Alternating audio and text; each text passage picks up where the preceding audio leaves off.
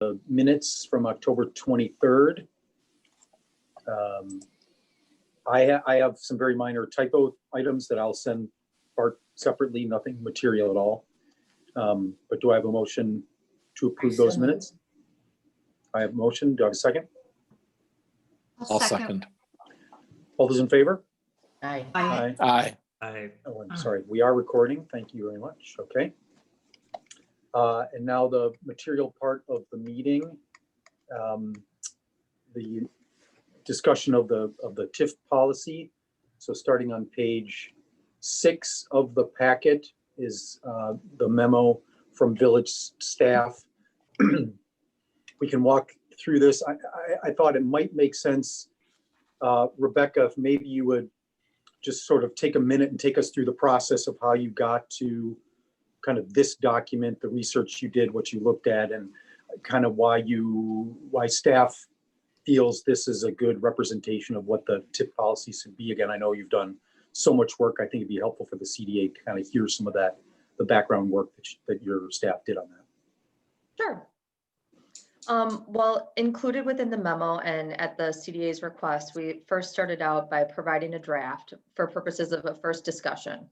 You know, initially when we started and came into this topic, we had briefly discussed that we'd have, you know, the first meeting would be discussion in terms of on a draft that was outlined, and then we could make adjustments so we could hear from the CDA in terms of their thought process. And then the second meeting would be more based on, you know, reviewing more of a finalized draft. Yep. To do that, we took a look at a number of the communities, largely cities that have well-defined policies throughout the state of Wisconsin. Those were hyperlinked and included within the scope of your packet so that you could see the breadth of documentation. It's important to know that when you look at these city examples, they have whole departments that process these. So what becomes glaringly clear to me on a day-to-day basis when speaking with them is the fact that we're just a very small fraction of the size of them. So our bandwidth in terms of what we're going to accomplish will be, and the staff time that we have to do some of these processes and things will be much narrower. But then again, we have less submissions as well. In addition to that, I've reached out to the city of Milwaukee and Sam Coleman because I was in search of throughout the state some level, a lens of equity and diversity and inclusion that we could include within the scope of the policy. Whenever I pick up a document for review now, that is one of the pieces that is on my mind as we review it. So I'm continuing to reach out to them to try to have discussions of, you know, what lens could we apply to this policy that makes sense, what's been done before. So one example that's included within the scope of the policy was actually taken from Sun Prairie, which is one of the only communities that I found that actually has that level of component within their TIP policy.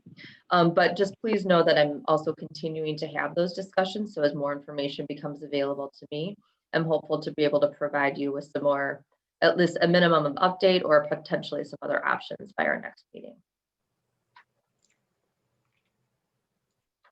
And with that, I think maybe one of the easiest ways to approach the policy is maybe just to take it in sections. I know that we also have Michaela Hewitt from Baker Tilly on the line, who we've also been consulting with in terms of the drafting of documentation.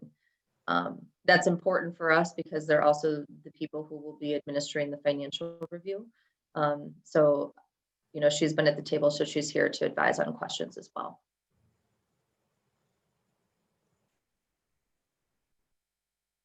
Sorry, just had to unmute. Okay, thank you for that. Yes, so I think you're right. Maybe you can kind of just walk us through the sections and people can raise questions, comments as we go. I think that's probably the best way to do it. Okay. Great. Let's start with the introduction. I don't want to reread it for all of you. I know. No, I agree. Yeah. Yeah. Unless we'd like to take a nap this morning. But if there are any questions or comments, we're happy to hear them and talk about them. I have a quick question about that. So I noticed at the top here in the introduction we mentioned that would not occur in the manner, values, or time frame without financial incentives. And the list is different when we get down to section 1. It's just desired level or time frame. Oh, so your point, Kathy, is to be consistent and also use in the manner. I wonder, do we need the same content? The if but is, the sticky thing here, right? The but for. Not occur if but for this. Oh. And what are the factors? Is it the manner, the values, the time frame? Below section 1, it's the desire would not take place at the desired level or time frame, but it doesn't mention manner, values. Is that important? Are those different aspects for different parts of this process, or? And then you see what I'm saying? Mm-hmm. When looking at in the TIF legislation, they don't talk necessarily about the manner and values because the values for each community are going to be different. So that's not a monetary value. It could be. It could also be the value of the community and what they're looking for. Okay. Yeah, I would say the introduction to me is more of a conceptual. How do we as Shorewood view this? And then as we get into the sections, I think that's when it moves into more of the legal regulatory kind of requirements of it. So okay, that's just the way so to me, I think the introduction is more our words, what we're trying to do with this and what we're trying to achieve, which I think it does state. On that, I did notice that, and again, maybe this is something else we can do in the future, but I did notice a lot of the others sort of took the opportunity to make this not only a policy document, but an educational document in terms of the what is TIF type of stuff, so that as people read it, we can help them understand what this tool is. So, I think that's something may want to consider, is expanding the introduction to being something of and I think there's probably there's plenty of documents out there that do a good job of explaining TIF. I think we could probably almost just, sort of pull some of those others and drop it in here. I just feel like that's a nice transition in sort of our introduction. This is what TIF is, and now this is how we're using it, and this is the goals. So I would put that out to the group. Yes, David. Okay, yeah, one thing I found missing, and also that I think is really important and should be in the introduction, is the public input process. That this is going to be guided by community values as expressed through specific processes to involve the public. So I think that's one place where we've fallen down in the past, where we haven't given enough opportunity for there to be input, and then we've dismissed it once it's been given. So I really feel it has to be something that there's community buy-in from the very beginning. So I'd like to see that expressed in the introduction as one of the basic things we're looking for. So would that be something in addition to the public participation process that takes place in accordance with the state statutes for? Well, all of this is states. I mean, all of this is just state. The JRB is state statute, but you talk about the JRB. I mean, the whole first page, half of the first page is just repeating state statute. Mm-hmm. And I feel that, I mean, that's part of the process that we have in the past given really short shrift to, and that's been part of the problem. So I feel that it's important to highlight. Yeah. Yeah, so just so everyone's on the same page, as a part of the state statute, they require public hearings at the village level. So there is a public input process involved in that. But that public hearing is after a development deal has already been negotiated. It's after there's been a long process of talks and development and implicit agreements. It comes way too late in the process. What I'm saying is that at the beginning of the process, there has to be, a broad understanding of what's being talked about, and there has to be an opportunity for people to weigh in at the beginning, rather than we have, like on the budget, we have a final hearing. We've already made all those decisions. Sure. By the time we have our public hearing, it's all it's all in the bag. You know, I mean, if there was something major or a big mistake, we'd make a change. But I'm talking about a public process that is not at the end, that is not, you know, like some kind of pro forma thing that we go through. That is something that's an ongoing thing from the very beginning. And I'm talking about community buy-in. I'm not talking about a, you know, a public hearing. I have a question about that, maybe. So David, are you saying that, because it seems sort of odd to have public discussion about things that aren't even decided yet? Or you know, how early in the process are you talking? Because you can't really, I mean, as we all know, you can't involve the public just in theoretical discussions about something that might happen, because we'll never get anywhere. So at what point are you saying these things need to happen?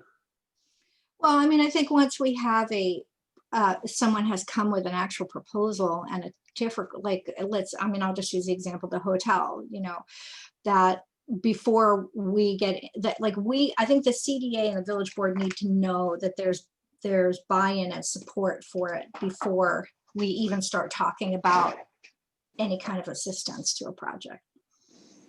Yeah, Rebecca? So at the last meeting, what we reviewed a 1 page or 1.5 page process or procedure that we would go through. And that's, and in that we break it apart into and that's how people apply as well. They have the first phase application, of which then gets reviewed by the CDA and the board at our meetings, which would allow an opportunity for public input. And then should the developer choose at that point, they can move on to phase 2. So I think, at least in my mind, and so I'll verbally communicate it now, but I was trying to segment it into those 2 parts, trustee Amenta, so that we would allow that preliminary stage where people would have information. We would all have the same information relative to the proposal and have an opportunity to review and provide input before moving forward with a second more detailed application, which would fine tune those logistics. Sorry, I'm just going to adjust my shade because it's the sun's causing havoc. Mike, you're muted. Mike, you're muted. It is a fine line as to when you do involve the public, because it has to be a numbers crunching at the beginning to see if there is that but for that. Without the additional funds that TIF could provide, the project wouldn't go forward. So, you know, it's hard to say you bring it out and you announce there's a hotel, but you don't know if it is going to be a TIF project until you look at their numbers and our numbers. And so it's a process that has to occur before you decide that we are thinking about the TIF process. And to me, that's the time then to involve the public.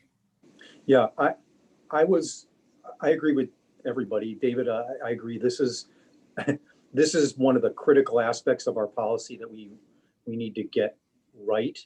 And I was not able to look at all of the policies you linked to. I was having trouble with some of the links and trying to find them. But the ones I did, I was hopeful to see more about public input, public communication, transparency, and I didn't actually see that in any of the policies I looked at. What I saw was basically, David, at your point, the required public notice, public meeting aspect of it, no real focus on the community involvement. So the one thing I was thinking about was, I feel like now with the process and the application components that we have, that our challenge in the past was the process just sort of happened, and each process might have been a little different. And, you know, before you know it, you get to decision points and then you're like, oh my, you know, we didn't involve people. But now that we have, you know, sort of the 2-stage application, developers are paying money for certain steps to happen. I feel like maybe as we look at that, we can then say,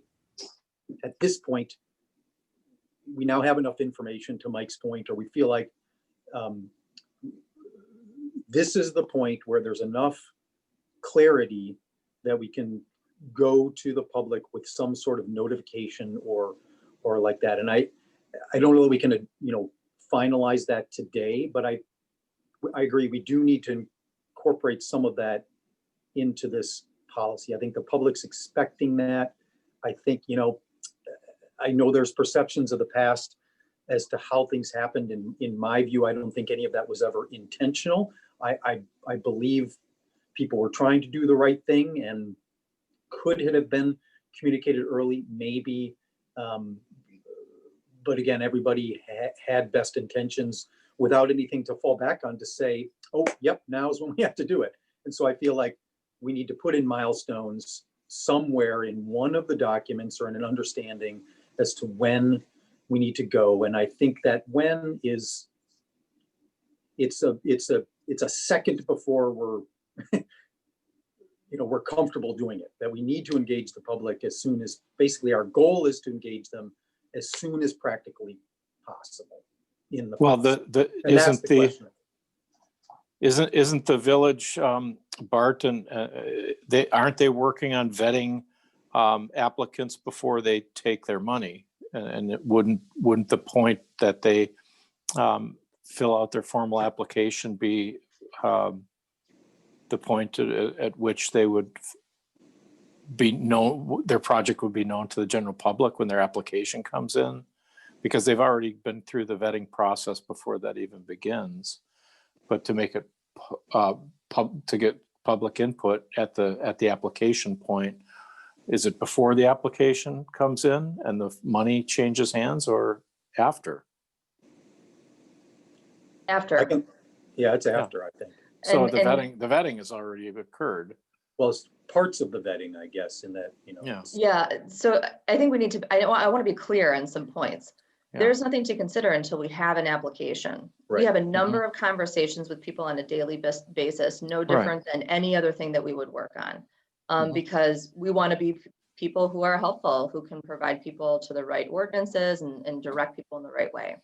The process that you reviewed at the last meeting accounts for that check-in after the first application is received. It's reviewed in a meeting by the CDA, and it's also reviewed in a meeting by the board. So I think that unless there's disagreement with that in what you reviewed at the last meeting, you've already built in a checkpoint of a conceptual review where people will have an opportunity to provide feedback. Well, I mean, I'd, for example, like to see if we're considering, projects that are in this pipeline, there should be a page on the planning department website. Like, here are projects in the pipeline, give us your views. Yeah, I don't recall specifically. So when it comes to the CDA, when it comes to the board, I guess after that first round of financial information, I remember there were 2 rounds. Yep. But I guess what I'm saying is, in the introduction, I would like to see an expression of our commitment to transparency. That's all I'm asking. I agree. I think Great. that's appropriate. Yep. I can also Kathy. incorporate the process. Kathy within Kathy this. can't get in to say anything. I will say that sounds good.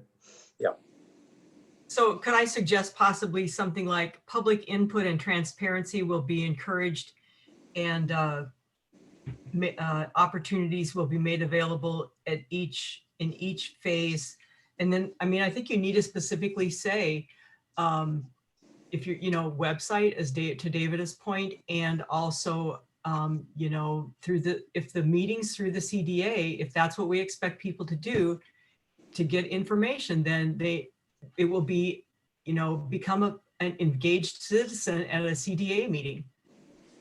Yeah, I mean, that public input I guess that phrase makes me a little bit nervous. I mean, public input means I guess that, maybe I'm thinking of it wrong. I feel like that puts the onus on us to create opportunities for the public to input versus us putting out information to the public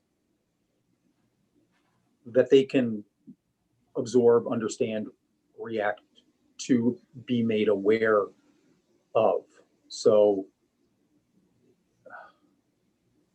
I mean, are we saying we're going to have public meetings after various parts of the application process, or? I think So you again, need I feel to like make the that onus clear. is on You need us to to make that clear. If your only option for public input is a CDA meeting, then you better put in the process, CDA meetings is where, other than a letter to Director Grippentrog or Manager Ewald, or, you know, a personal note to each one of us, then you better be at a CDA meeting. If that's where the public input in a public recorded meeting is, if that's your only option, it better be spelled out. And I would argue that that's it's When you not. say your only option, I mean, that is a good, that's a, I don't think that's a, I don't think we're skimping the public on, I mean, that's what, you know, village board meetings are. That is the venue. That's why it's recorded. That's why it's public. People do have to take some responsibility. As you said, to be citizens, we are talking about this stuff in recorded meetings. It is out there. People are aware now what's going on. So, you know, coming back later on and saying, I didn't know, is not a valid argument to me. You got to be the citizen, right? We can't spoon feed this to everybody. Right. Well, the problem is there's no media coverage. So the onus is greater than ever on us to get the word out there. And so to David's point, I think you need to put stuff on the website. And yeah, we almost need a public information officer, but that's a discussion for a different time.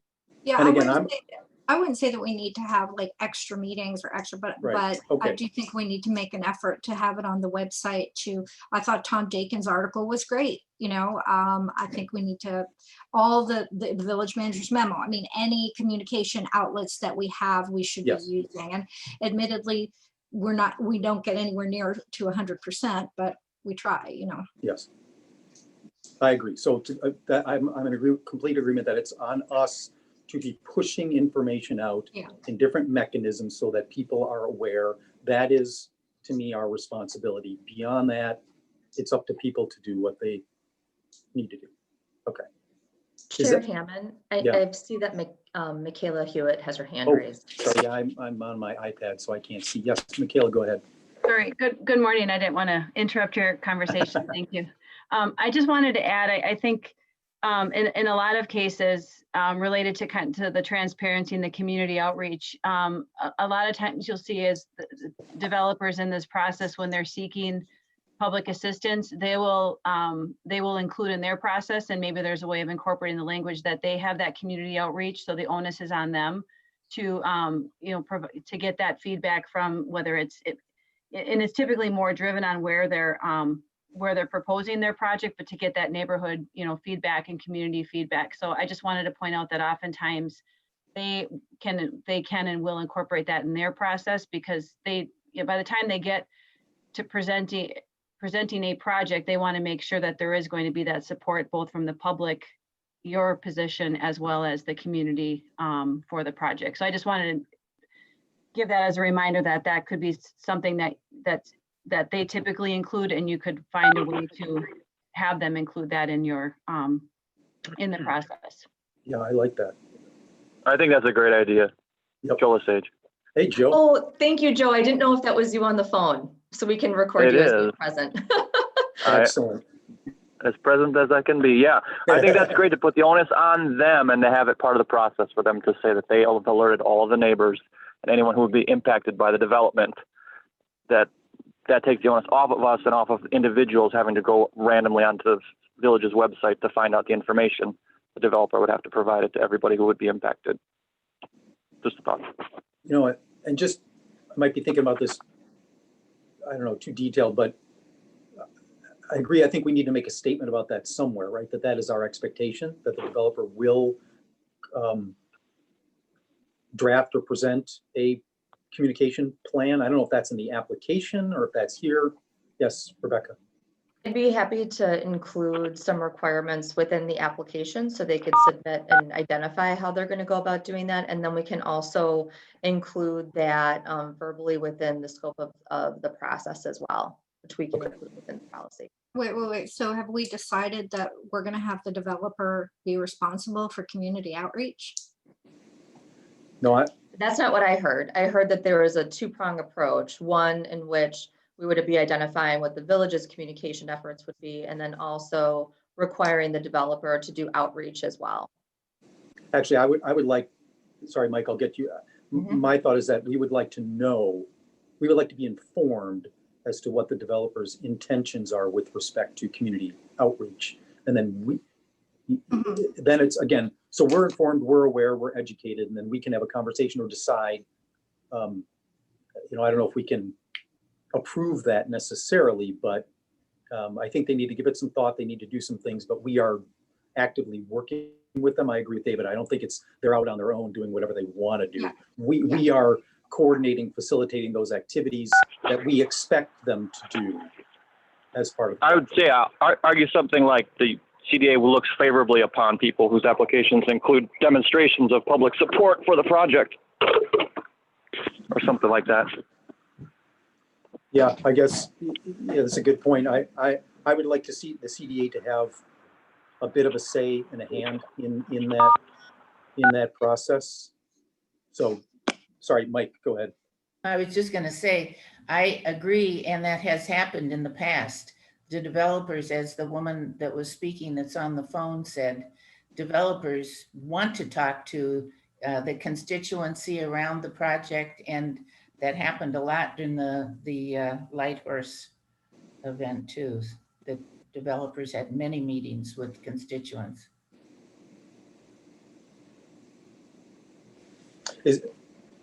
Rebecca, is that component clear enough for incorporation into the draft? Okay. I think so. I guess the only issue I see there is when the developer is hosting the meeting, it's different than when the village is hosting the meeting and the developer is invited to present. You know, if the developer is hosting a meeting to get feedback on their project, you know, I don't think you're going to get the same response. I mean, I think it's still, it looks to me like we're still relying on people need to know what's going on with the CDA. This is going to be their unfiltered way to get information about how this could impact the village. Yes, I think I completely agree. I don't think we're saying this is an or, this is an and. The CDA will be doing its activities, but our expectation is the developer will be doing some activities as well. And those all need to be coordinated and we need to be aware of them. I guess that's what I'm saying. So both of those things would happen as I see it, Kathy. Okay, that was a good discussion of the introduction. Paragraph 1 down. All right, let's, section 1. Again, as we said, a lot of this is sort of code required. I don't know. Again, we don't want to read this. Everybody's had a chance to read it. Maybe just people jump in with comments that they have on section 1. Yes, Kathy? What is our joint review board? The joint review board is made up of a representative from each of the taxing jurisdictions that has the responsibility under state statute to review and provide approval on any TIF creation or amendment.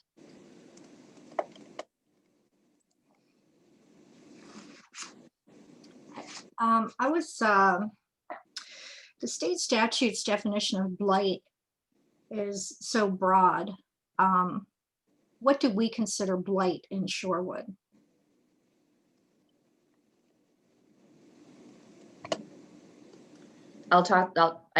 That's for you as a CDA. Yeah, is there any, what guidance is there with respect to the definition of blight? Is there anything we can rely on? Is there any historical precedent? Or is it up to each entity to decide? It seems like anywhere there's a parking lot, and I know that's under state statute. If it's a parking lot, it's blight. But I do think it's worth considering, you know, I mean, this is a redevelopment tool to address blight. And I do think it's worth us considering just philosophically what we consider blighted. I mean, if our point is we want to increase density, then, you know, I mean, not that we're going to put this in here. Well, maybe we do put it in here explicitly, but I mean, so do we consider low density within a zoning area of like R3 or whatever that allows for, so if you're in a district that allows for a four-story apartment building and you are a single family house, is that considered blight? I mean, I just think that's an important thing to think about. I don't want to hang up the discussion, but I think it's an important thing to think about in the context of Shorewood, because in the past it's been, there's a parking lot there. Like blight is that we have an opportunity to build something because there's a parking lot. And I don't know. But let's go on. I don't want to, I don't want to hang us up on it. Okay. Kathy? So it says 3 criteria. I see 1, 2. Am I missing 3? Where, Oh, my apologies. That Yep. should have been 2. Yep. Oh, okay. Thank you.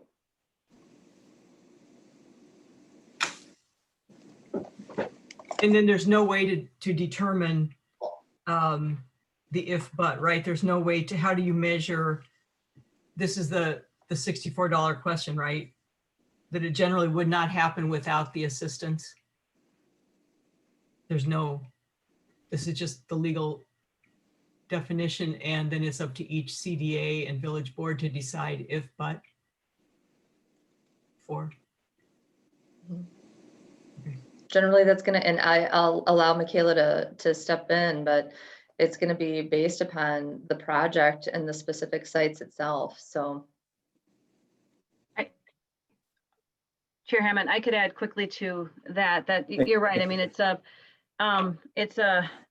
somewhat of a subjective test because there's nothing, some states have specific requirements of how you meet that test, but typically the way that we analyze it is it's sort of two approaches. One is kind of the financial feasibility and understanding, does this project proceed financially without the public assistance? And of course, there's some subjectivity to that as well, based on what the projected returns of the developer are and so on. There's another aspect to it of if a project is being proposed and there's some additional public benefits or public features or public improvements that are going to happen as a result of this project. And if there's no assistance, would those additional enhancements or public improvements occur? That's another part of the test. But it is a case-by-case analysis that you go through and understand what they're proposing, what they're asking for, how it impacts. And in some cases, without assistance, the project doesn't happen at all. In some cases, the project might change in scope if the amount of assistance they're asking for isn't provided. But it's up to each entity to decide how they're using the tool and the types of projects that, and that's part of this process, is to understand which projects meet your criterion, and then the financial implications of providing assistance. Thank And you. I felt like the list, your sort of a list of 10 items, in looking at some of the others, I thought there was a lot of consistency in terms of what we were listing and what others had. So I felt like that was a good, I think it is comprehensive of all of the components we would be thinking about. Okay, any other items on section 1? All right, section 2 is the goals. Again, I saw a lot of consistency of this with what a lot of the other TIF policies had for their goals. I don't know if there are any specific Shorewood goals that we would want to incorporate here.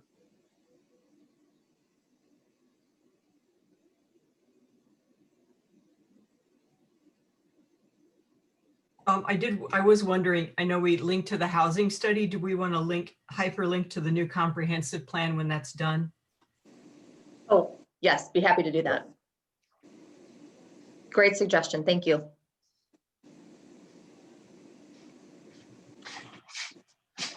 Without sidestepping the whole conversation, one thing I thought about with the development we've done is how it affects the current businesses in the, well, when a development has a business component to it, and how do we, should we factor in its impact on the existing businesses in the community? And I don't know, even, I'm not sure how we would do that, but and again, there are others. David knows a lot more about this than than I do. Village staff does. Is that ever factored into the decision? Is that, I didn't see it in any of the other policy documents I saw for the other communities, other than the sort of it positively impacts the community. But, if you're the popcorn lady and Metro Market opens up a whole popcorn stand, not that we wouldn't have done the Metro Market thing, but, I'm struggling with how do we factor in all of the amazing existing businesses we have into some of the development that gets considered. And again, I don't want to sidetrack us. I think that maybe a more philosophical, but I didn't even know if anybody had any quick thoughts on their experience, how that's been addressed in the past. Well, I'm sure we all know why Sendix is gone, right? I mean, competition came in. But we definitely want the marketplace to work. So yeah, I understand your point. I think it's a good point. But I think we have to let the market work in that regard. Well, I guess that's my point, is that by providing assistance, we're not necessarily letting the market do its thing. We're putting a finger on the scale. We are. I see. That this to me is, and again, I'm sorry, this is always kind of the unintended consequences of doing things you think are right. They always have someone, typically always is negatively impacted by, it's a rare occurrence where 100% of the people are positively impacted. And so how do we, I don't know, how are we aware of that?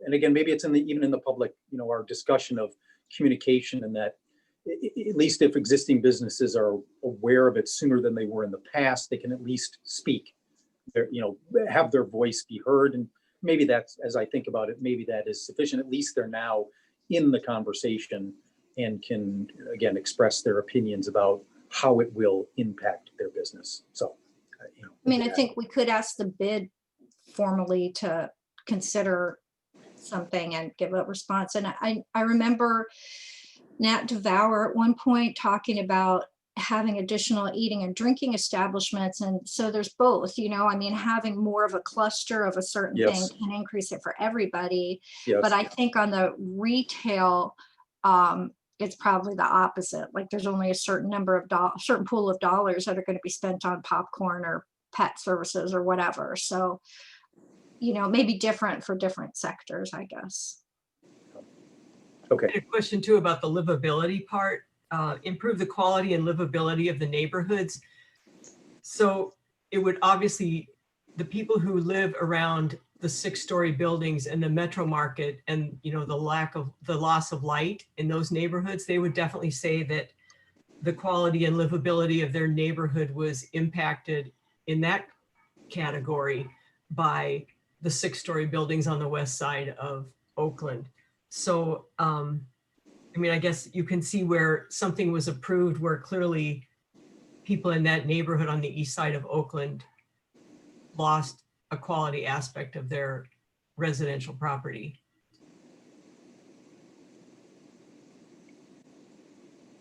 So again, that's a good example, right, of a subcomponent of the village that maybe is negatively impacted in a certain aspect, but is the overall. A decision was made and the building is Yes. built, so. Right. Okay. Any other items on the goals? I feel like I think it addresses all the key items. Let me just make sure I don't have any notes. Okay, then moving on to policy statements.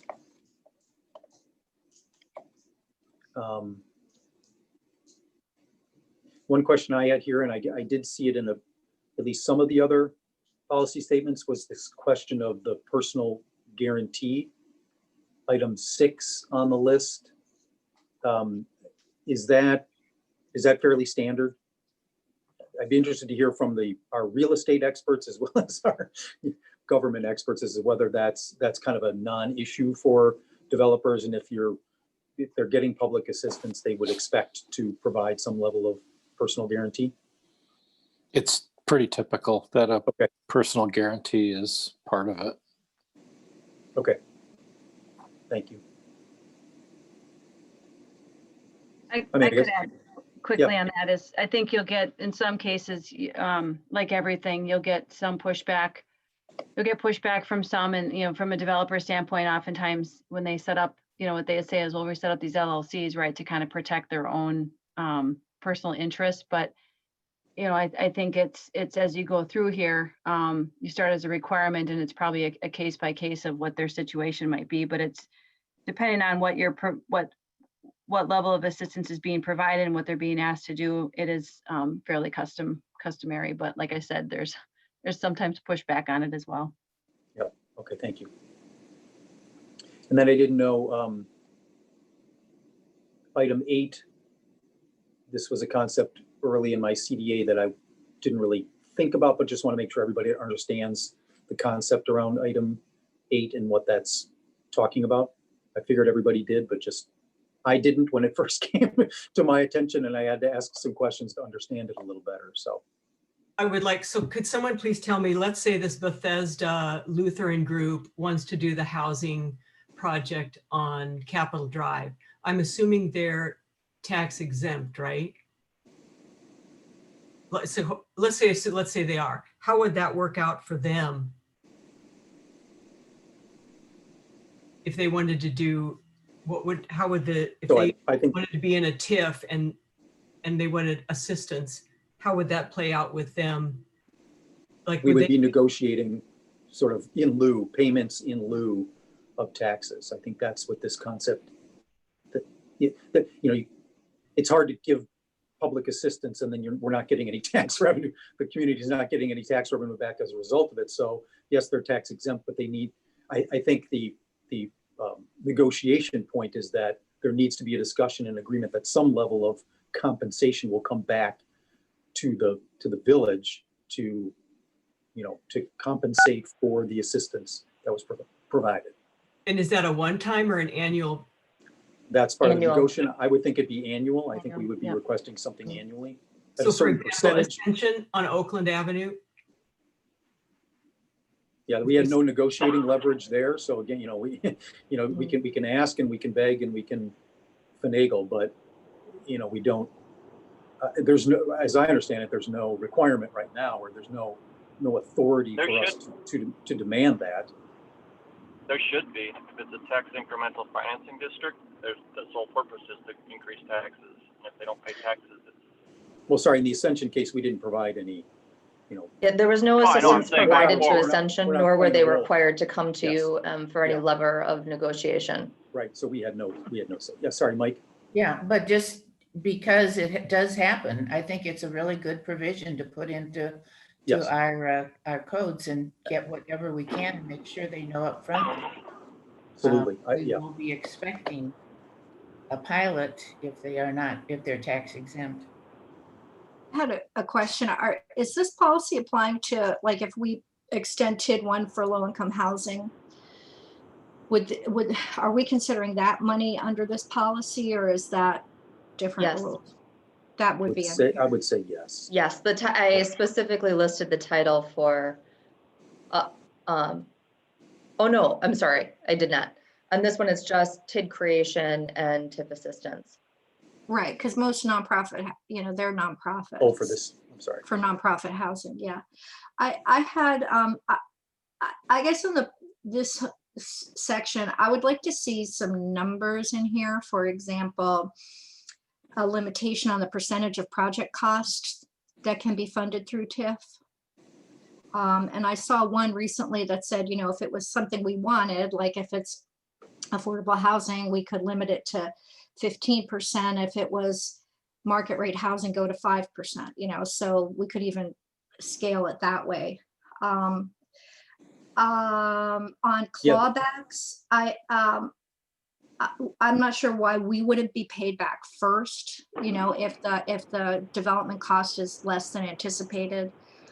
Instead of splitting it, I think the taxpayer should be paid back fully. And I don't know if we want to say anything in regards to loans versus grants, or pay-as-you-go versus grants. Yeah, some of the policies did have a fairly detailed discussion of pay-go versus grant information that maybe we could incorporate in here. I think that's a good, I forget it was Milton or one of the other ones. Well, and Pretty the good. other one was the ROI. Yes, that was, I I mean, was gonna bring that up as well. Yeah, like I don't, I mean, I was thinking 18%, you know, and I'll just say, I would like to see no more than 18% ROI. Of course, that changes with the market, but still, I mean, how much of a profit should we be subsidizing? I guess is my question. And number two, I mean, I would like to see some limitation on percentage of project costs that we're willing to fund. I mean, I could go as high as 15%. I like the sliding thing, but I mean, really, I'd prefer 10%. But if it's something, if it's something in the housing plan or the comp plan or something that we know we want, I could see going to 15, maybe 20, if it's something really desirable. So that to me brings up, that's where, again, I struggle a little bit with, right now as we sit, those numbers make sense, but over time, things change. We have a situation where the village really wants to do it. So, maybe we address that by putting in exceptional circumstance language or something like that, that says the CDA and or village board can make exceptions to that, but that is basically the target rate or target rates. So I don't know what the group feels about that, because again, in 10 years from now, 18% might be insanely high or might be insanely low. And, I agree, we want the parameters or the guidance that it's considered. I struggle with specific numbers. Yeah, Kathy. I was thinking about that with the fees from the last meeting, the fees in phase 1 and phase 2. I thought it would be good to put it subject to change after those, because, in 5 or 10 years and based upon the size of the project, why do we want to be locked into 5,000 or 8,000? So I would like to know, what other groups have done, what other municipalities have done. I would throw in the subject to change, and you could do that here too. With those percentage, you could put them in, like this is where we're starting, 10%, 5%, whatever, and then put subject to change in parentheses. Is that legally something that's done in the industry? And then I did have a question about number 10. It does refer to a grant, to the point that you've been talking about, whether it's a loan or a grant. And is number 10, is the point of this so that we don't end up with the metro market tax assessment situation? Does this protect us from that? Yeah. Okay. They can't contest their value. Yeah. If I could comment with respect to the fee schedule, we review that annually. And in our process, we also note that if there are costs that come in above that the developer will be responsible for paying them. So I'm very comfortable with the fact that we evaluate that each year. Okay. But could you do that subject to change with those percentages to Peter's point, 10% might seem good now, or is that something you would say we review those each, is that a bigger deal to renegotiate that payment amount? I come from a perspective that just like our economy and the market shifts, when a development comes in, you have to review it based upon the criteria at that year and at that time. So while I understand there needs to be a barometer, I am challenged to hold to a specific percentage, because I believe that there's a number of conditions with every project you will see that may impact that. But I would like to hear some of Michaela's comments on that. Thank you. Yes, and I was going to suggest that, and I was trying to go back in our notes on the other parts of the policy, but oftentimes if there's a requirement, you kind of in typical deals, you kind of back into how much public assistance you're providing, meaning, if a typical deal is say 80% debt, 20% equity, but they can only get, but you have a requirement that they have to have at least 10% equity, it sort of backs into the public participation could be that remaining 10%. And I think that's a little bit kind of into the weeds of some of the math on it. But what I wanted to suggest is you're right. I think each one of these, while you might have an idea of what you think the maximum return would be, and there's general benchmarks for that. I think, what we could put in there is there's general benchmarks that we look at, but each deal is negotiated on its own, and you've got different investors that are in different situations, so they have different thresholds of which they will choose to participate or be able to. And so it gets complicated to have so I think it's good to have ranges and an understanding that they won't exceed these, knowing that each project will fall somewhere within there based on what the type of project is, who their investors are, and ultimately the market that they're doing the project within. So I think it's hard to have specific amounts in here, although unless there's things that you are dead set that they have to be, knowing that each one is going to be somewhat negotiated. And that's where we understand that adequate return, and that's a subjective statement, and say, if we can tie it to a market. And the other piece is, I think, periodically you would be reviewing your policies, and say if it's working today, check it in 3 to 5 years and make sure you're still in the right threshold for where you want to be on these different considerations. Yeah, just to David's point, I mean, I'm thinking and looking at my notes from reviewing the other policies. I mean, there are hard numbers in a number of the other communities' statements. So, Wauwatosa, except in extraordinary circumstances, the city will not provide economic development investment for projects unless the developer invests a minimum of 20% in the project's equity. Milton, the minimum is 15% equity. Internal rate of return, I think this is Milton says, in no case shall the internal rate of return exceed 30% for the developer. So, maybe, I don't know, maybe we can just defer to staff. Maybe there's some element of no greater than, you sort of put a top end, but in each, each situation is slightly different, but at least, like certainly in the rate of return, I agree. I think we all agree we have to have some acknowledgement of clawback in there somewhere. Has to be sort of stated specifically, because we've had challenges with that in the past. And I don't think we want ourselves to negotiate that away like maybe happened in the past. So I would be in favor of some parameters. And that are reviewable, and that in unique circumstances could be, assuming the right level of approvals and that kind of thing, that we could make exceptions to that. But in terms of providing guidance to the community and to developers, this is, basically where we're expecting things to fall. But we're not saying that is necessarily definitive. If you bring something to us that looks interesting, we will consider it. Agreed. Who is that? Is that a dog? What's going on there? Joe, what is going on there? Or somebody's hunting. He's getting mad. He's falling off his chair. Right, exactly. Okay, so I just have to say, from a public policy perspective, I mean, that return on investment number,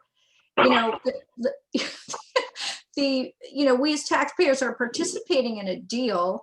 We're not getting interest. We're not getting any of the equity benefit of it. And I think we really have to think about, like, what would be a project that's so desirable that we have to have, that we would be willing to subsidize a 30% ROI? I can't really think of any, any development that I would want to have so much insured above and beyond what the market would bring. It really is, in some ways, a direct subsidy to that ROI for the investors and the developer. And I just, I think it's an important thing we have to think about on a policy perspective. I mean, we got to realize this is a high tax. People pay a lot of taxes to live in Shorewood. Some people don't care about the taxes, but some people do. And the expense, what is the word I'm thinking of? It's early in the morning, the cost of living, in Shorewood is a significant thing. So, I mean, I do, and I know you guys are coming at it from a different perspective, maybe than those of us who have to run for election. But I do think we have to, consider that ROI in terms of the validity of getting tax money. Yeah, I would say, just a comment, putting some parameters on it is good, but not being in the large scale development business, we have to be careful about trying to predetermine what developers and their investors are looking for in terms of a return to even do a development. So, David, 30% might seem crazy outrageous to you, but that might not get the job done for any sort of project in the real estate development world when they're investing millions of dollars and potentially could have it crash and burn and lose it all. So, what sounds reasonable to us, I think really should be based on market and what people are actually doing out there in the world, what type of development it is, how big it is. So putting a blanket number of 18, 20, 25% seems a little premature based on the fact that, it really depends on what the project is, how risky it is, how big it is, all these different factors. So I fully agree that, in some projects, 15% might be great. In other projects, it might need 50% return to get it done. It's totally to attract investors. And I hate to be the voice of practicality always, but just from a development standpoint, if you set the threshold wherever you set it, there's so many layers of profitability. Like if I was going to return 31%, I would create a development fee up front that knocked it to 29%, and I'd still get the money, but you wouldn't be able to collect above. It's really easy to skate around these things. So I get the intent, but I think from a practical standpoint, any developer worth his salt will work his way around it. So that's my 2 cents. Yeah, I agree with Joe. Joe. I do too. Which I think actually limiting our percentage participation is a better way to do it. Well, and even the clawback is difficult because they literally show a loss. It's not a profit. And if they're doing a stock sale, which is what Metro Market did instead of a real estate sale, it wasn't subject to any real estate transfer fees, nothing like that. And they got right around the system. So it didn't matter. Yeah, and that's why I have a comment. So I think we need to be careful about trying to outsmart the developers and focus more on, are we going to get what the village wants? I mean, that's really what this tool is for, getting something that otherwise probably wouldn't get done. Now, 100% agree. Will we ever know if it was never going to get done otherwise? No, you're right. We won't. But I think on balance, with public input and everything else, so for example, like if we decide we really want senior affordable housing and we want to use this tool to get it, I think getting hung up on if we feel like the developer is getting 3 more percentage points of profit out of this than they should have gotten or whatever, it kind of is irrelevant. Like, did we get what we wanted? Did we get a nice development? Did we get someone that was a good developer, took public comments into consideration, limited the number of people that were impacted negatively? That to me is what's important. Not we will lose every time trying to get into the weeds on this stuff. And that's just my comment.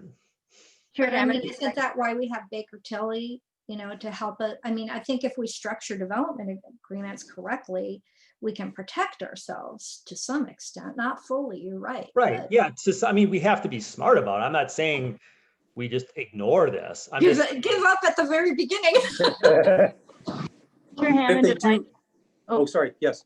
No, sorry, I was just going to add, it seems that maybe the simplest way, which which I agree. I mean, the return is a very subjective conversation for all the reasons that were brought up here, which were good points. I think if there's, and Rebecca, I apologize, I can't recall if there's a clause in here where, you know, if you have a minimum developer investment, whether it's 10, 15, 20%, you know, that I think it goes a long ways as far as, for lack of better terms, or skin in the game. I mean, I think, you know, we want to make sure that they are as equally invested in this project as what they're asking the village to be, as far as publicly participating. So by requiring them to have a fair amount of equity in the project, which, like I said, in most cases, I mean, they have to just by sheer of what they can get for financing, but that is a strong requirement to make sure that they're involved. They're in, and that also then will somewhat back into how much, you know, the level of public investment that would be provided based on what they're able to finance and bring to the table. Michaela, on that point, so right now it's not laid out that way specifically, and that's definitely something we can do. What percentage would you recommend? You know, I think it, I mean, I think 20% is a good starting point. You know, and certainly if it's 20% and then the TIF, I mean, in some policies we've seen is, you know, minimum 20% or minimum 10%, and TIF can't supplant the cash equity. So it could be, but yeah, I mean, I would say, I think the other policies were somewhere between 10, 15, 20. So if you do 15 or 20%, I think that's a reasonable requirement. And I guess I struggle. I'm with David on this a little. You know, it's, I mean, if someone gets I hear you that investors need to get what they get, but if someone gets a 30% return and there was public assistance, I think there's a really valid argument that public assistance was never required if they got a 30% return on that work. And so we helped do something. So in hindsight, we failed the but-for test. Yeah. I would, right? If they're getting 30% or, you know, a number that we feel is too high. And I feel like we are, and again, I'm a business person. I feel like we are investors in this as well. We're putting money into this. We're an investor. I think we should think that way. And Yeah. If the developer is going to screw us, you know, we shouldn't be doing business with them. And I feel like if they put that development fee, I think we factor that in and say development fee is taken out in terms of the calculation that, you know, I mean, I think we do work, and I think we push as hard as we can because I agree, the developer is going to push as hard as they can, but I think we need to be clear in the beginning that, I don't know, you know, over a certain amount, either we need to share in it with them or something's got to happen because, I mean, we got burned. I think we got kind of burned in the past, and I don't like the feeling of it. I feel like all that work we did, I did to get things to happen. And you look back and you go, well, you know, I don't know, I'm not so sure anymore. And that bothers me. So I hear you that they can make the numbers do whatever they want. That's what record labels do to their artists. That happens everywhere. But I don't know. I don't want to just not look at that aspect of it. Sorry. Oh, no. It's a rant on my part, but if I could just add, I mean, a typical range of returns that we see, well, there's two ways to look at it, but a typical internal rate of return is between 12 and 18%. And so that's kind of a typical range. And I think, you know, to the point of, there are some cases where you might have to exceed that, but you're really getting something that you want, or, you know, there's always circumstances, but that's kind of a typical range that we look at. And I think, you know, to answer your question on the developer fee and so on, I mean, that is part of the comprehensive return or analysis, as it's looking at all of their upfront costs, you know, what their projected return is going to be for an investment project. And then the look back is, at the end of the day, you know, you can do the look back on what their total investment was. And if it's something less than what they originally had illustrated, then you could argue that they didn't need as much assistance, and that's where you could reduce, you know, whatever that upfront amount or whatever the amount that you agreed upon providing is something less because they didn't invest as much. Or on the other hand, if their return is higher than what they initially indicated, and of course that's the hardest thing to measure because that's where, as everyone said, you can shift the numbers around. But if there's something you can tie to and say at the same point, or if they sell within a certain number of years, you can tie it to a sale and say, you know, they're not just going to be able to sell it, make more money because there's TIF on the back end for the buyer. So there's several ways that you can negotiate and structure that look back agreement to make sure that there's parameters and checkpoints all along from the original review and investment to if there's a potential sale in the long-term investment, that there's checkpoints that you feel the level of assistance has been reasonable based on the performance of the project. So then I know we're over time already. I would say, for purposes of direction on this topic, I think what Michaela just said makes sense to me, and maybe some aspect of that could be incorporated into this document at a certain level for our review at the next one. Does that seem reasonable from the group? Yeah, and especially the sale issue, you Yes. know, 'cause that I think we definitely have to evaluate at sale and be able to, you know, regain some of our, do some kind of clawback there. Okay. I also think that item number 6, when it talks about personal guarantees, that the personal guarantees might need, it might require the developer to personally guarantee and provide documentation that would be accessible by the general public to make sure that the assets or the assets are verifiable regarding their personal guarantees, so that we're just not getting a piece of paper saying that they'll guarantee it. It does say that in a form acceptable to the village, but you need to make sure that those assets, that there's a lien filed against those assets in some way, shape, or form that would prevent them from borrowing against that asset. But that may not be necessary specific to item 6, but that would have to be acceptable to the village to make sure that they're not over leveraging their assets just to get a loan through the TIF program. And to Dusty's point, I believe that that's something that Baker and Tilly and then our legal counsel would be reviewing based upon the project. But that it is my expectation that that type of a review would take place with the personal guarantee. Okay. Michaela, can I just follow up, because there were 2 items that I appreciate, Peter, you trying to kind of get some consensus from the group. Would you be able to draft the language regarding the ROI? Yeah, yep. And then the other item I just want to come back to, that I'm not sure, I heard a minimum of 15 to 20% as a percentage. Developer input, was that it? Correct. Yeah, equity, yep.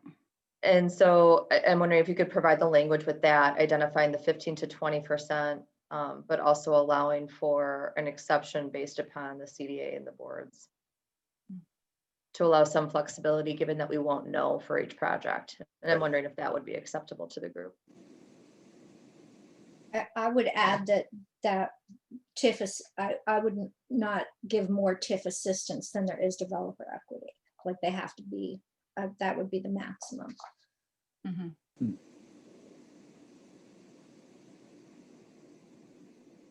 Michaela, Right, what do you think about that? Yeah, I think that's reasonable and makes sense. So we can work on language to incorporate that. Okay, so those 2 Yeah. points, I think we have, I at least, unless someone else correct me if I'm wrong, but I feel like I have the direction there in those 2 points. Yeah, I want to think a little bit more about them being equal. I just haven't, I just off the top of my head, that seems to make sense. I just want to, so definitely putting it in for the next version for us to consider. Okay, I just want to see where I fall. I'm not sure where I fall on that one. The key is that your level of investment is less than the private investment. Otherwise, why wouldn't you get the return? I mean, that's the simple. Yes, yep. We're the highest risk investor if we're the biggest, yeah. Right. Okay, so we're 10 after our allotted time. Do people still have a little bit of time? I think we could probably get through the last thing in the next 10, 15 minutes. Does that work for everybody? Yep. Yes, okay. Ineligible development. So again, we sort of have noted specifically the luxury housing item. I don't know what the groups, I struggled with this part of it. a little bit. So did I. Purchase price above the current market at the time of app, what is above, is it $1 above? Is it 20% above? Is it, I know what our concern is around luxury housing. I don't know that this gets us where we need to be. And, I have to be honest, initially in the first drafts, I didn't even have this in here because I was like, well, we're going to review anything based upon the values of what we want. And I haven't heard anyone say, oh yeah, I really want luxury housing. So I think it becomes it's so simple to me that because, it's going to be the value decision of the CDA and the board at that time. And you have tools in place that we continue to update to help give you guidance in terms of what either your gap is with respect to housing or what the desired need or want is in the community. So, but then at the last minute, I was like, well, I've heard you guys talk about it a lot. So if you want to put something in there relative to it, you can too. I can go either way. What do other plans, Peter, say about a category of not acceptable? There are some, I'm looking through my notes, they definitely mention more of the eligible, like what is eligible at a broad level. And again, some of that is a repeat of sort of, again, your goals. Anything that meets your goals is eligible to, so I kind of like, and so I don't think there was nothing that was as specific with respect to ineligible. I see. Like luxury housing. They didn't call out kind of a specific type of thing. It was more conceptual, much higher level than that I saw. I don't know if anybody else that reviewed saw anything else. I would rather strike the whole paragraph. I don't think that you can determine what luxury housing is.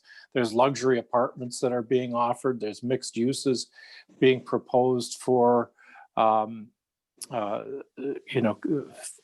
the low income housing is going to be a mixed based proposal for rentals, for-profit rentals and nonprofit rentals. With Bethesda, as I understood it, the basic overview was that there would be other apartments available besides just, low cost. So I think luxury is not.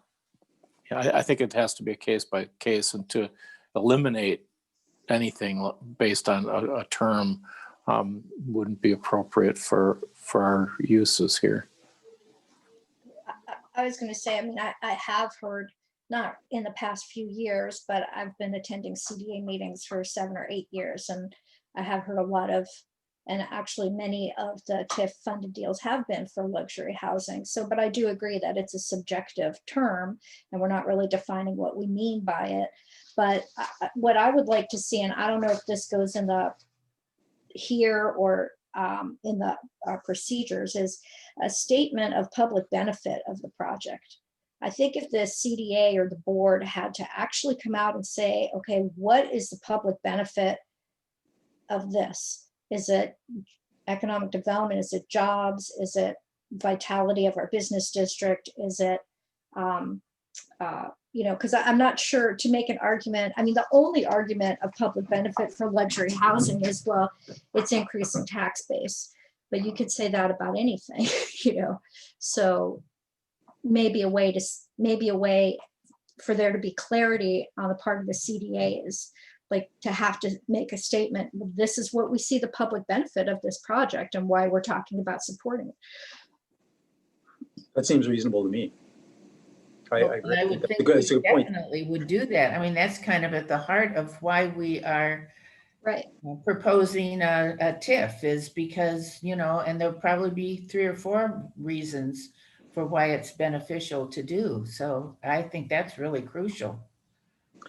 Yeah, I guess I would just add to David, I think the onus is on, in the past, we do that at a high level. I think what David is saying is like that next level down, like some more details about kind of specifically what do we think is the benefit. so that That'd be people great. can really kind of see that, not that high level.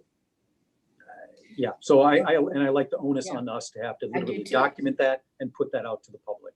And take a that's stand. part of the education that we, talked about wanting to do around TIF if we, have another development, to really talk about the benefits and the reasons why you're able to do that through this TIF and what it benefits the community for. Okay, so I'll defer to staff if that goes in a procedure or in this document. I think it goes somewhere. My sense says procedure. It's just a reminder to us that we have to do it. So I don't know that it goes into a policy statement like this. But Rebecca, did you have a comment? Yeah, I'd recommend that you put it into the procedure and have it done when the CDA makes the recommendation to the board as a part of the phase 1 and then the phase 2. Okay, I think that makes sense. Well, and I just want, this is also a little bit vague, which I'm trying to avoid, but I also, like I said, I don't think just saying, well, it'll increase assessed value. I don't think Right. that's I agree. adequate, Yes. Okay. Yep. I agree. It's So gonna be hard then to define I'm- that, but sorry, go I'm ahead. hearing to delete the and knowledgeable development. Delete, yes. Okay, all right.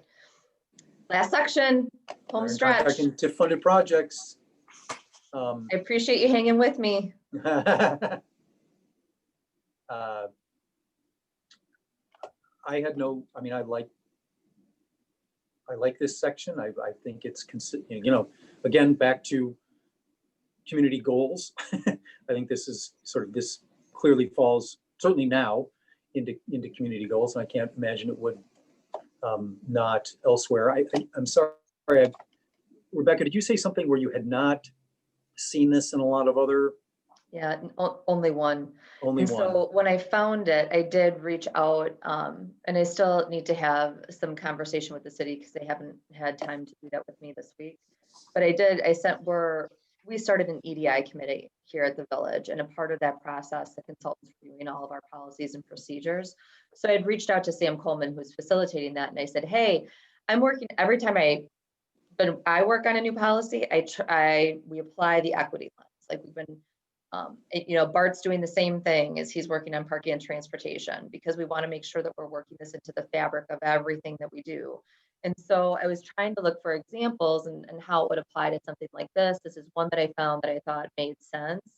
But I wanted to kind of get some input from him, and as well as the city, to see, am I missing any organizations? Is there a different way I should, consider approaching this? But this is what I found so far. So I just wanted to provide it to you as an example and just let you know that it's important that as we move forward with anything, that it's a part of our review as we go forward. Yeah, my one thought on this was I have Joe's and John's voice screaming in the back of my head of, there's not a lot of teeth. And I know there can be a lot of teeth here. Developer can, again, they they know exactly who they're going to use. And so they go out to the minority owned business, get information from them, make them do all the work, knowing all along they're going to pick this group. And that is the nature of it. My one thought of how to overcome that is, and again, I am making things up here, but could we create further incentive to them to actually engage a minority women-owned business, that they get more help, or or their rate of return is, we allow it to go up a few percent or something, where it's again a positive motivator to them to actually engage these businesses in the project, that it's a win-win for them. I feel right now it's just another checkbox they have to do, and they're gonna do what they do, and they're gonna check that box for us with a whole bunch of information. We're gonna have wasted the time of the minority-owned business trying to put together all the work in it and never win it.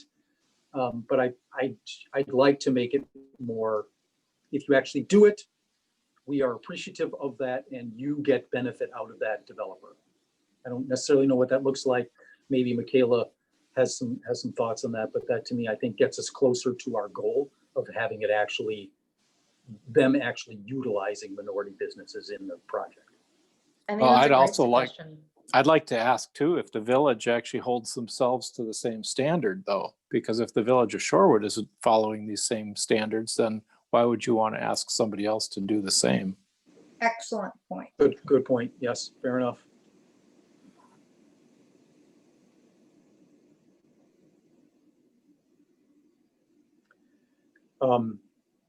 So I don't know. I think the answer is we're trying, we're starting to. Well, in our procurement policy, yeah, I think, there's limitations, like you can't really do these programs under, I don't know if it was Wisconsin Supreme Court or Supreme Court decisions. So you can't really do set asides and stuff anymore. But part of the impetus behind the procurement policy that we adopted a couple of years ago was that we do just need to start regularly going out for professional service contracts, and that hopefully if we are regularly bidding things out, that at least we're making opportunities available. But I don't think, I'd have to go back and look, but I don't think legally we could put, specific things in there, which is kind of the same way here. I mean, my question was, we say we want them to show that they have fairly evaluated any bids or proposals. I mean, what does that mean, and how would they show that, I love the goal. Maybe we can throw that back to staff and Baker Tilly for some thoughts at the next round about, is there any way to create the incentive? I don't know. Is that a fair request, Rebecca? And I think an incentive is a great idea. I think, adding a little sweetener to the pot is a great idea. Yeah. It definitely Okay. helped Right. clarifies it, because I don't know, to David's point and some of the regulations on it, I'm not sure. I like the idea of having a carrot to incentivize people to move in that direction, because it makes it clear, I think, for us also on the review process standpoint. Because that is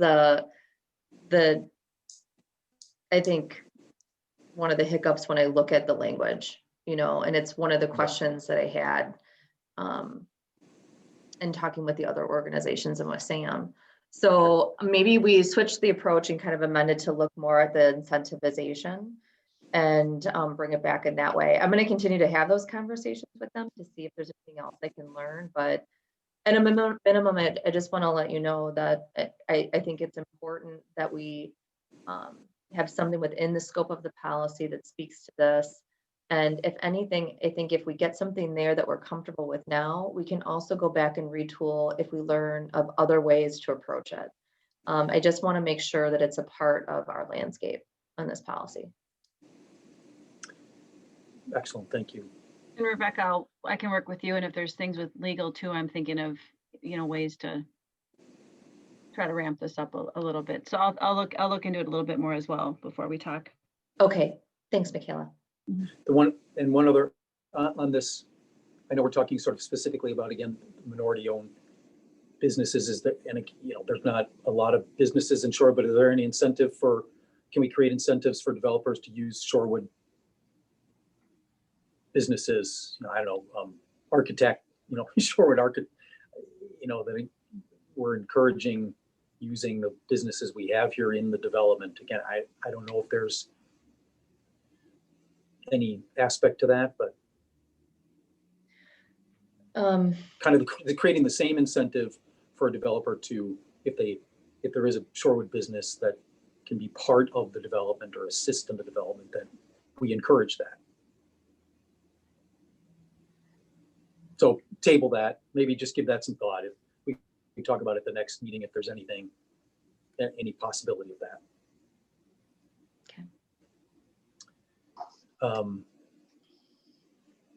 Sorry, just looking at my notes.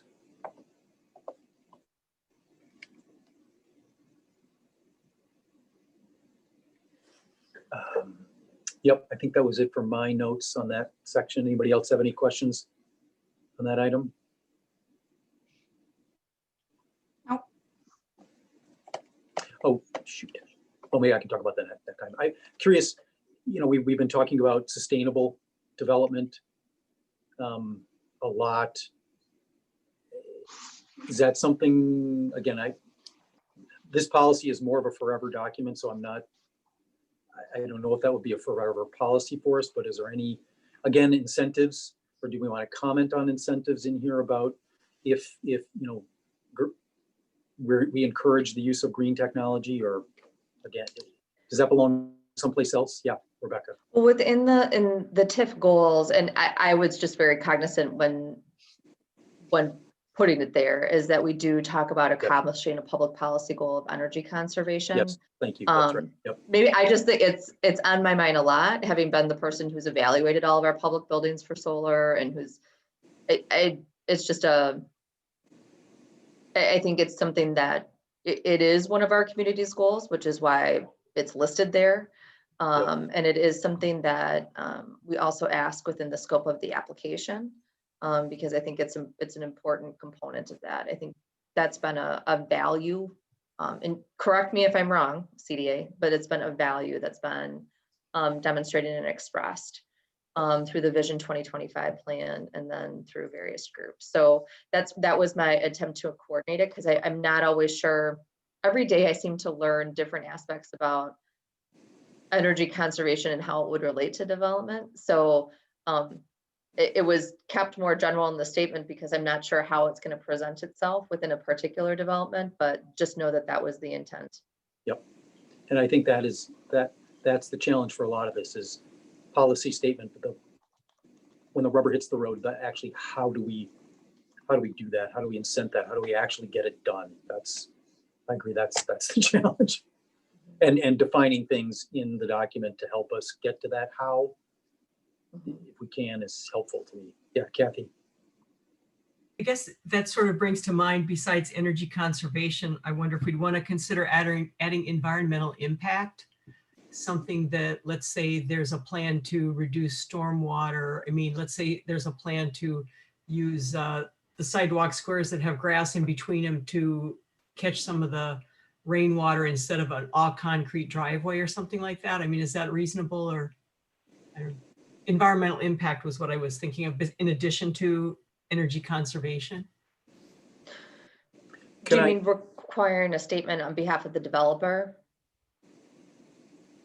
Is that like, are you suggesting having it a part of the application? Because that would be something that we could have. Or having it be one of the listed goals. Oh, I see what you mean. Yeah, no, that might be the better way to do it.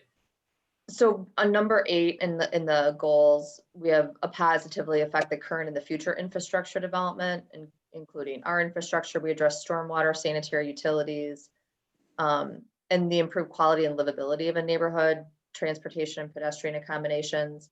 It could be any of these things within this area, but you know, particularly to your point on stormwater, that's one of the specific things that I guess was in my mind. I guess I didn't see the word environment, and so I thought it was a little less clear, but if everybody's fine with it, I'm fine with it. Yeah, maybe Rebecca and Michaela, maybe could we just put that back to you to sort of think about the environmental green component, and when we look at it next time, you can come back with, we didn't find anything, or we think staying at the policy level is the right approach, or we, in further conversations, we thought we could expand it this way, and just, if there's nothing there, great, but maybe a little bit more research on that as to whether something more could be incorporated. I don't know if does the CDA agree maybe to a little more digging on that aspect? I'm getting a lot of blank stares. If there's a no, that's fine. I'm happy to look at it, and also just kind of make sure the way that we've approached it within the application runs consistent with the policy, and then we can add in, you know, some language to Kathy's point, you know, about green infrastructure. Thank you. Environmental impact, yeah. Environmental, thank you. Okay. That's the end of the book. Good job. You guys, thank you. I really appreciate your time and hanging with us for another half hour, because this has been really helpful for me, so I can take a next step. So thank you. Can you just please review next steps for the CDA? Sure. Well, I'm going to be coming back in December.